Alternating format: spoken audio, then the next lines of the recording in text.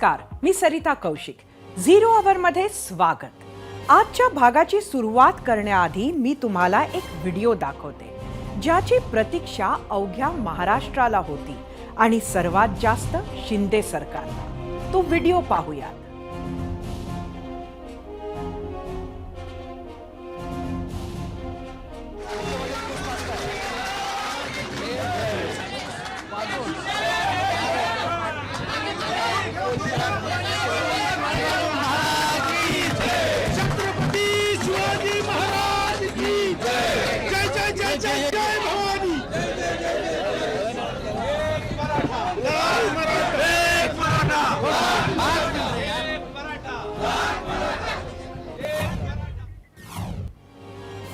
हाच तो क्षण आहे ज्यावेळी 17व्या दिवशी मनोज जरांगेंनी आपलं उपोषण मागे घेतलं. सकल मराठा समाजाला आरक्षण मिळावं म्हणून जालन्यात मनोज जरांगेंनी उपोषण सुरू केलं होतं. आरक्षणाचा प्रश्न दिवसेंदिवस चिघळू लागला. जरांगेंची प्रकृती खालावत होती, त्यामुळे सरकार कोंडीत सापडलं होतं. ही कोंडी फोडण्यात मुख्यमंत्री एकनाथ शिंदेंना यश आलं. मात्र त्यासाठी 17 दिवस लागले, हेही खरंय. खरं तर मनोज जरांगे यांच्या उपोषणावर 15व्या दिवशीच तोडगा निघाला होता. मात्र उपोषण सोडण्यासाठी 17वा दिवस उजाडावा लागला. त्यामागे अनेक कारणं आहेत. मनोज जरांगे पाटील यांनी मागणी केल्याप्रमाणे मुख्यमंत्री एकनाथ शिंदे स्वतः जालना जिल्ह्यात आंतरवाली सराटीमध्ये आले आणि त्यांच्या हस्ते ज्यूस घेत मनोज जरांगे यांनी उपोषण सोडले आहे. मात्र त्या अनेक महत्त्वाच्या घडामोडी घडल्या. असं असलं तरी जरांगेंनी मुख्यमंत्र्यांच्या उपस्थितीत उपोषण मागे घेतलं आणि सरकारनंही निश्वास सोडला. त्यावेळी सराटी गावामधून मुख्यमंत्री एकनाथ शिंदेंनी काय काय आश्वासनं दिली ते आधी पाहूया. ही भावना मनोज तुम्ही इथं व्यक्त केलेली आहे की मराठा समाजाला टिकणारं आरक्षण मिळालं पाहिजे.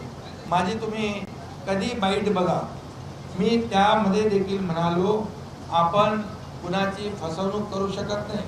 शेवटी सरकार म्हणून आमची जबाबदारी आहे आणि म्हणून अशा प्रकारचं आपण काम करू की मराठा समाजाचं गेलेलं आरक्षण आणि टिकणारं आरक्षण मिळालं पाहिजे, ही सरकारची ठाम भूमिका.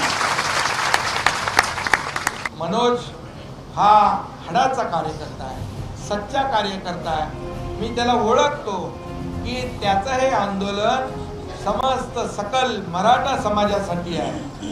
त्याला हिरो बनण्यासाठी नाही, का त्याला क्रेडिट घ्यायचंय म्हणून नाही, तर त्याची प्रामाणिक भूमिका मराठा समाजाला न्याय मिळाला पाहिजे ही आहे. मुख्यमंत्र्यांच्या या शब्दांवर विश्वास ठेवत जरांगेंनी ज्यूस घेतला आणि 17 दिवसांच्या लढ्याला एक छोटा विराम दिला. आता मी छोटा विराम यासाठी म्हणतेय कारण मनोज जरांगेंनी उपोषण मागे घेताना एक घोषणा केली. सरकारला निर्णय घेण्यासाठी 40 दिवसांचा वेळ दिला आणि त्याचबरोबर आपल्या लढ्याचा पुढचा अंक महाराष्ट्रासमोर मांडला. तो काय आहे ते पाहू. तुम्हाला वेळ कशाला पाहिजे सांगत नाहीत, नुसतं दे. बरं ठीक आहे, तरी सोडून दिला आम्ही तो विषय, देऊन टाकला त्यांना 1 महिना वेळ. आता काय चुकी आमची सांगा? उपोषण सोडा म्हणले ते सोडायला तयार. काय चुकी आमची? काय चूक काय केली आहे मराठीने? आमचा आरक्षणाचा तोंडाला घास आला आमच्या. तुमची काहीतरी वायफळ बळबळ करून माझे लेकर आज 5 पिढ्यापासून मराठ्यांच्या पोरांचं वाटलं झालंय. तुमच्या राजकारणापायी माझ्या पोरांचा घात पाडू नका, एवढं लक्षात ठेवा. कारण आम्ही त्या चिठ्ठ्यात फिट्ट्यात असले धंदे करत नाही. काय जे असं ते दर्शकपणानं समाजाच्या समोर काम करतोय आणि आताही सांगतोय सरकारला दिलेल्या वेळाप्रमाणे आम्ही त्याच्यावरती ठाम आहेत. सरकारला आम्ही मोठ्या मनाने वेळ दिलाय आणि आता समाजाच्या वतीनं आणखीन 10 दिवस वाढून देतो. पण आम्हाला आरक्षण द्या, आम्हाला काही आवश्यकता नाही, आम्हाला टिकणारं आरक्षण पाहिजे. जरांगेंनी पुढच्या 40 दिवसांचं प्लॅनिंग सांगितलं. त्याचबरोबर उपचारासाठी रुग्णालयात जाण्याची तयारी दाखवली आणि त्यांच्या याच लढ्यावर होता आमचा आजचा पहिला प्रश्न. तो पाहण्यासाठी आपण जाऊयात आपल्या पोल सेंटरला. आजचा आपला प्रश्न होता, मनोज जरांगेंचं उपोषण यशस्वी झालंय का? तुम्हाला तुमचं मत सांगायचं होतं, होय किंवा नाही.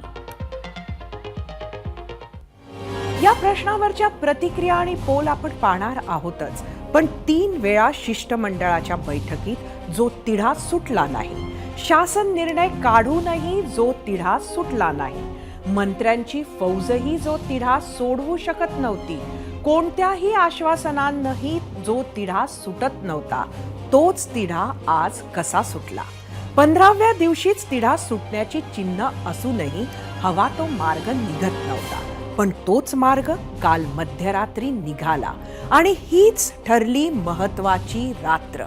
काय घडलं एका रात्रीत पाहूयात.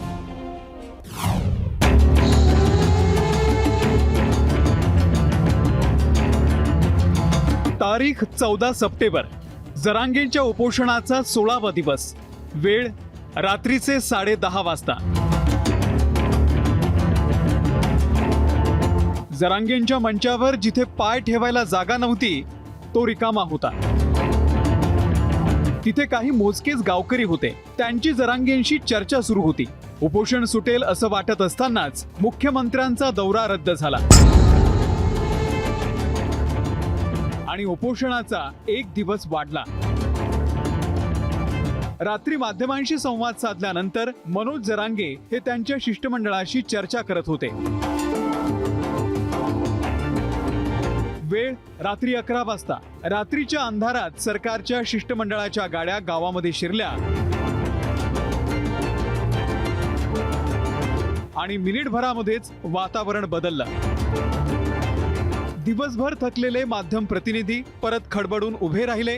कॅमेरे, माईक जरांगेंच्या मंचाकडे धावू लागले. रात्रीच्या अंधारात फ्लॅशलाईट चमकू लागले. केंद्रीय मंत्री रावसाहेब दानवे, मंत्री गिरीश महाजन आणि भाजपचे आमदार नारायण कुचे हे जरांगेंच्या मंचावरती पोहोचले.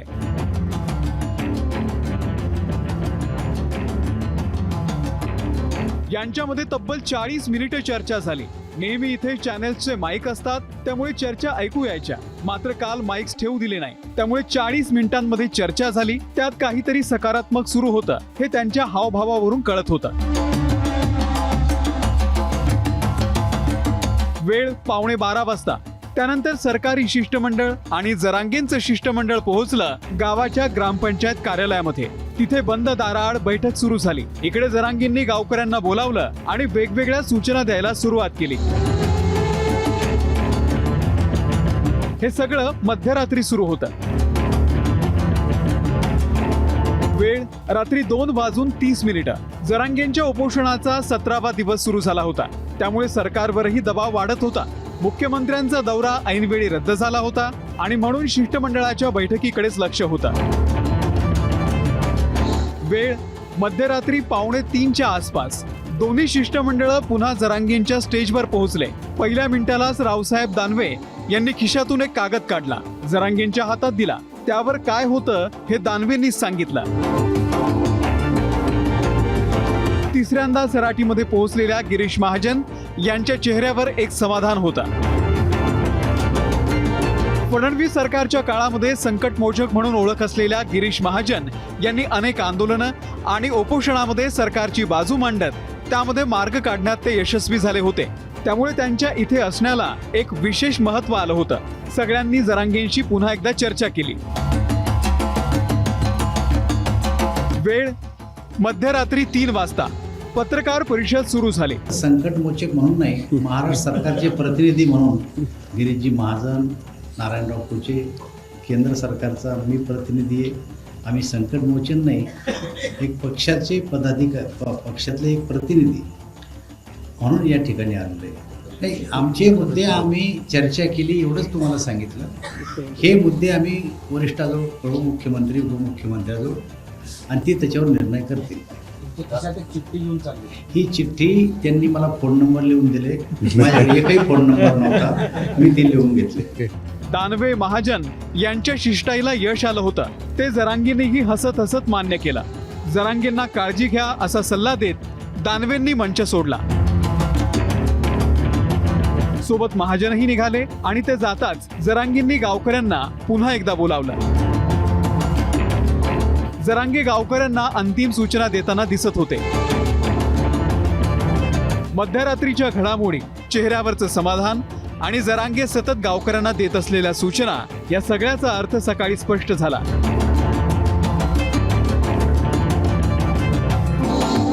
मुख्यमंत्री शेवटी येणार होते. मुख्यमंत्री आले आणि मुख्यमंत्र्यांनी ज्यूस पाजत मनोज जरांगे यांचं उपोषण सोडवलं आणि 17 दिवसांच्या लढ्याचा पहिला अंक संपला. 0 आवर एबीपी माझा.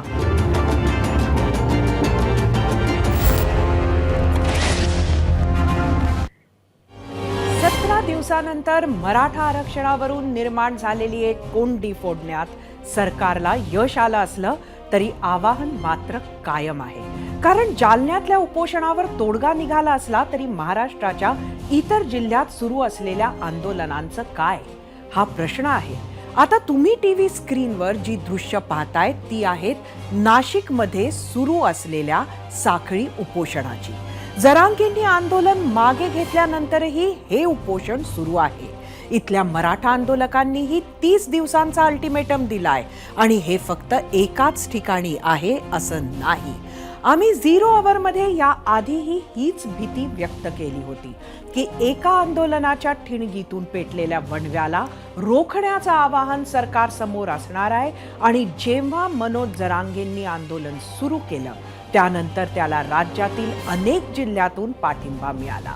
नाशिकप्रमाणेच अनेक ठिकाणी उपोषणं सुरू झाली आणि हेच रोखण्याचं आव्हान आता शिंदे सरकार समोर आहे. असं असलं तरी मुख्यमंत्री एकनाथराव शिंदे यांच्या नेतृत्वात मराठा आरक्षण तसेच मराठा समाजाच्या कल्याणकारी योजनांसाठी आमचे सरकार प्रयत्नांची शर्थ करेल असं म्हणत उपमुख्यमंत्री देवेंद्र फडणवीसांनी जरांगेच्या निर्णयाचं स्वागत केलं आणि मराठा समाजाला विश्वास दिला.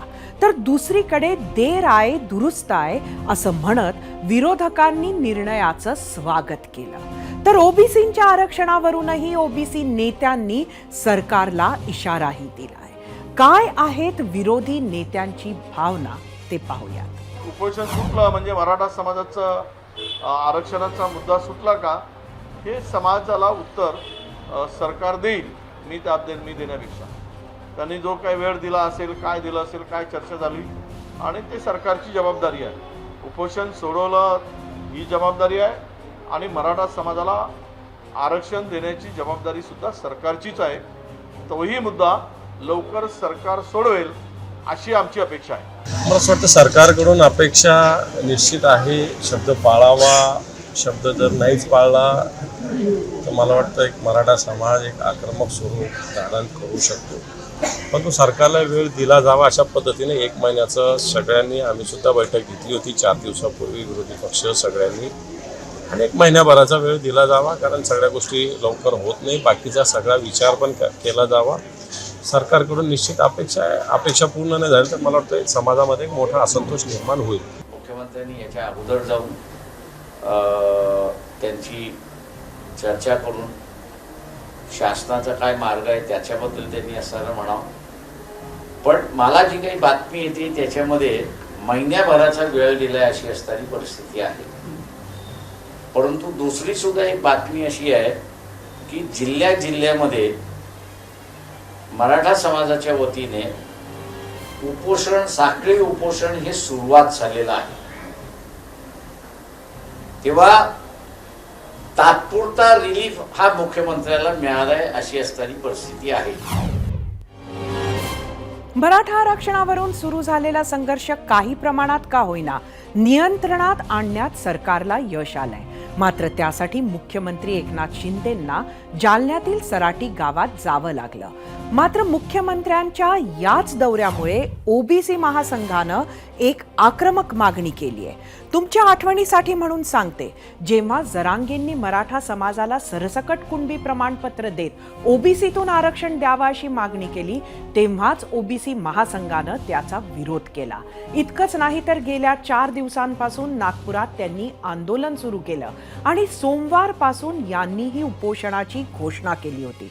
आता जरांगेंनी उपोषण मागे घेतल्यावर काय आहे ओबीसींच्या मागणीचा विरोध, ओबीसी मध्ये सामील करून घेण्याच्या मागणीचा विरोध करणाऱ्या ओबीसी महासंघाचं मत काय आहे हे थेट जाणून घेऊया आपल्या गेस्ट सेंटरला जाऊन, जिथं आपल्याबरोबर आहेत ओबीसी महासंघाचे बबनराव तायवाडे. तायवाडे सर, 0 आवरमध्ये परत एकदा आपलं स्वागत आहे. आज आपण बघितलं असेल, एकंदरीतच जरांगेंचं जे उपोषण सुरू आहे त्या उपोषणाला जाऊन आज उपोषण त्यांनी सोडलं आहे मुख्यमंत्र्यांच्या उपस्थितीमध्ये, आणि अजून त्यांनी एक 40 दिवसाचा वेळ दिल्याचं कळतं आहे. आता ओबीसी महासंघाची भूमिका आज याच्यानंतर काय आहे?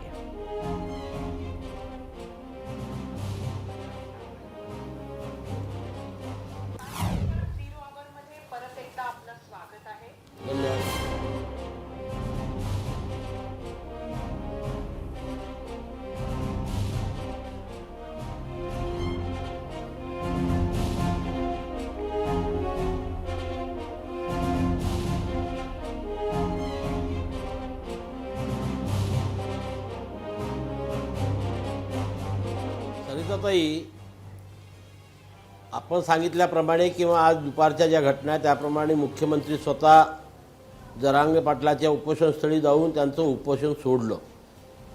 पण माननीय मुख्यमंत्र्यांनी जरांगे पाटलांच्या कुठल्या मागण्या मान्य केल्या हे अजूनपर्यंत जनतेसमोर आलेलं नाही आहे. आपल्याला कल्पना आहे की परवाच्या दिवशी सर्व घडामोडी झाल्यानंतर जरांगे पाटलांनी 5 अटी घातल्या होत्या, ज्याच्यामध्ये एक प्रमुख अट अशी होती की जर 30 दिवसाच्या आत मराठा आरक्षणाचा प्रश्न सुटला नाही तर 31व्या दिवशी सर्वच मराठ्यांना सरसकट कुणब्यांचे प्रमाणपत्र देण्यात येईल असे आश्वासन मुख्यमंत्री देत असतील आणि इतर 4 मागण्या, तर मी हे उपोषण मागे घेईन. आता आमच्यासमोर हा प्रश्न आहे की त्यांची ही मागणी सरकारने मान्य केली काय? नाहीतर ते उपोषण मागे घेणार नव्हते. आणि जर ही मागणी मान्य झाली असेल तर 31व्या दिवशी ही कुणब्यांची सरसकट प्रमाणपत्र देऊन सर्व मराठ्यांचं ओबीसीकरण सरकार करणार आहे का? हा सर्व ओबीसी समाजासमोर मुख्य प्रश्न निर्माण झाला. मग आता आंदोलनाची स्थिती काय आहे ओबीसी महासंघाच्या?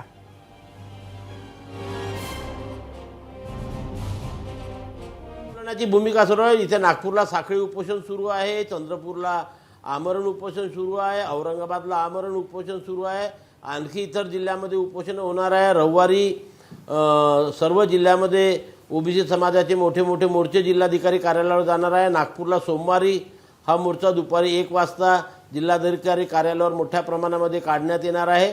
आणि तोपर्यंत सरकारने आम्हाला जर उत्तर दिलं नाही तर सोमवारच्या नंतर आणखी जिल्ह्यांमध्ये या आमरण उपोषणाला सुरुवात होईल आणि सरकारने आमच्या मागण्यांकडे लक्ष देण्याकरता त्यांना आम्ही निवेदन करू. तुमची पहिली आणि सगळ्यात प्रमुख मागणी काय आहे? म्हणजे तुम्ही आत्ता सरकारकडनं लक्ष मागतात, काय नक्की प्रमुख मागणी आहे?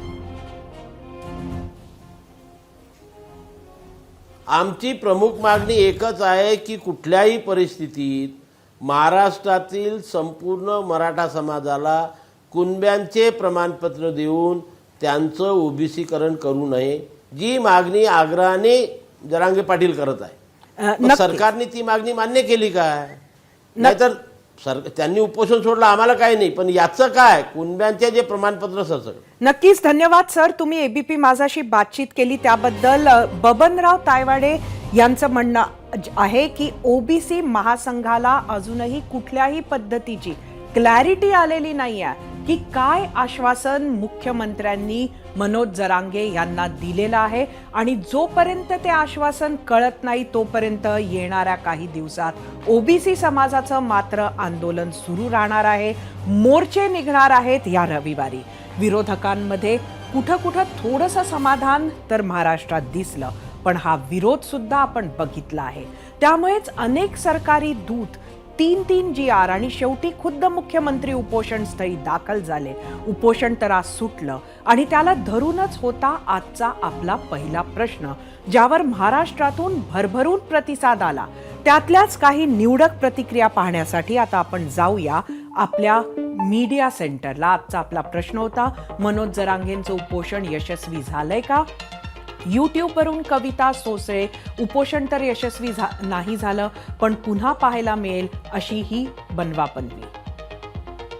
यूट्यूबवरूनच सतीश देशपांडे हेतू सरकारला त्या दृष्टीनं लवकर हालचाल करायला भाग पाडणे होता आणि तो सफल झाला. यूट्यूबवरून दादा कोळसे सर्व पक्ष सोडून सगळा मराठा एक होत नाही तोपर्यंत आरक्षण मिळू शकत नाही. सध्या आपण आपल्याच लोकांचे. यूट्यूबवरून भाऊसाहेब आव्हाड सरकार मराठा समाजाला लोकसंख्येच्या प्रमाणात आरक्षणासाठी जात वर्गनिहाय जनगणनेची मागणी केंद्राकडे का करत नाही. यूट्यूबवरूनच प्रतिक्रिया रामदास यांची मराठा खडा तो सरकार से बडा हे शेवटी सिद्ध करून दाखवलंय वाघाने. यूट्यूबवरून सुधीर परब जरांगे पाटील गुगलीला फसले, अण्णा हजारेंच्या रांगेत पाटील बसले, हा शेवटचा चान्स होता, नंतरचे अंतर केले. यूट्यूबवरून विष्णू पाटील मनोज पाटील जिद्दी आहेत, आता बाप दाखव नाही तर श्राद्ध घाल अशी परिस्थिती होऊ शकते राज्यकर्त्यांची. फेसबुकवरून भाई शेट्टे मनोज जरांगे पाटलांचे उपोषण पूर्णपणे यशस्वी झाले. इतर मराठा संघटनांनी पाठिंबा दर्शवला असता तर निर्णय लवकर लागला असता. फेसबुकवरूनच बाळासाहेब गागे सरकार आरक्षणाविषयी आश्वासन देत आहे. खासगी कंपन्यांना सरकारी नोकर भरतीसाठी GR काढून अधिकार दिले, मग आरक्षणाचे काय. पुढची प्रतिक्रिया ट्विटरवरून उज्ज्वल कुमार म्हस्के जोपर्यंत आरक्षण मिळत नाही तोपर्यंत या उपोषणाच्या यशस्वीतेवर प्रश्नचिन्ह आहे. इंस्टाग्रामवरून श्याम ठाणेदार जरांगेंनी त्यांचं काम केलंय, आता सरकारने त्यांचं काम करावं म्हणजे मराठा समाजाला आरक्षण मिळेल. इंस्टाग्रामवरूनच अक्षय वालगुडे मुख्यमंत्र्यांनी येऊन त्यांचं काम केलं, परंतु आरक्षण मिळत नाही तोवर जरांगेचं उपोषण यशस्वी झालं असं म्हणता येणार नाही. इंस्टाग्रामवरूनच गजानन बोरकर मराठे आरक्षणाचं युद्ध जिंकले, पण पुन्हा एकदा तहात हरल्याचं पाहून अतिशय वेदना झाल्या. महाराष्ट्रातून 60,000पेक्षा जास्त प्रेक्षकांनी फक्त यूट्यूबच्या माध्यमातून आपलं मत आजच्या प्रश्नावर नोंदवलंय. त्यांच्यासोबतच इतरही माध्यमांवर हजारो प्रेक्षकांनी आज 0 आवरच्या प्रश्नाला प्रतिसाद दिलाय. त्यांचे आभार आणि पुन्हा एक आठवण, हा शो तुमचा आहे, त्यामुळे तुम्ही व्यक्त व्हा, प्रतिक्रिया द्या. तुमच्याही प्रतिक्रिया आम्ही दाखवूच. आता वेळ झालीये महाराष्ट्राचा कौल पाहण्याची. त्यासाठी जाऊया आपल्या पोल सेंटरला. मनोज जरांगेंचं उपोषण यशस्वी झालंय का? यूट्यूबवर 62,000 मतं.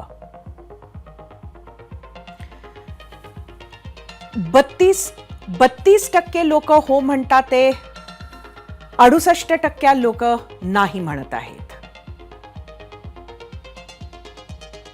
ट्विटरवर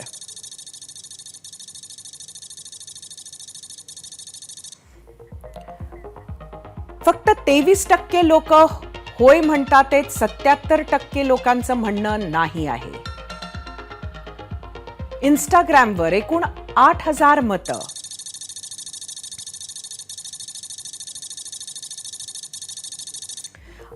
%48 लोकांचं म्हणणं होय आहे, 52% लोकांचं म्हणणं नाही आहे. तुमचा हाच प्रतिसाद कायम ठेवा. त्याचबरोबर तुम्ही आम्हाला नवनवीन विषयही सुचवत राहा, कारण हा तुमचा शो आहे ज्यात तुमच्या हिताचीच चर्चा केली जाणार, हा विश्वास मी तुम्हाला देते. मनोज जरांगेंनी उपोषण सुरू केलं तेव्हा एक जबाबदार वृत्तवाहिनी म्हणून आम्ही त्यांचं कव्हरेज अतिशय संवेदनशील पद्धतीनं केलं. कोणत्याही समाजाच्या भावना भडकणार नाही याची खबरदारी घेतली. त्याचबरोबर 0 आवरमध्ये 3 वेळा मनोज जरांगेंना आमंत्रित करत दुसरी बाजूही ऐकून घेण्याची संवेदनशीलताही आम्ही त्याच वेळेला दाखवली. त्यांच्या आंदोलनासह प्रकृतीचीही विचारपूस केली. आज त्यांच्या आंदोलनाचा एक अंक संपलाय, दुसऱ्या अंकाची सुरुवातही झाली आहे. पण त्यांच्या आंदोलनामुळे महाराष्ट्रात काय झालं असा प्रश्न पडला तर त्याची उत्तरं अनेक आहेत. राजकारण ढवळून निघालं, सामाजिक तणाव निर्माण होण्याची भीती निर्माण झाली, ओबीसींच्या विरोधातून 2 मोठे समाज एकमेकांसमोर उभे ठाकले, जिल्ह्यात उपोषणं सुरू झाली आणि आरक्षणाच्या मागणीचा वणवा पेटला. मागणी रास्त आहे की नाही यावर अनेक मतमतांतर आजही आहेत, पण त्यांच्या मागणीतून महाराष्ट्राचं समाजकारण पुन्हा एकदा नव्या वळणावर गेलंय हे नक्की. आणि त्याचेच परिणाम अवघ्या काही महिन्यांवर आलेली लोकसभा आणि वर्षभरावर आलेली विधानसभा निवडणुकीतही दिसण्याची शक्यता आज घडीला तरी नाकारता येत नाही. कारण जरांगेंचं उपोषण संपलंय, लढा नाही. एबीपी माझा, उघडा डोळे बघा नीट.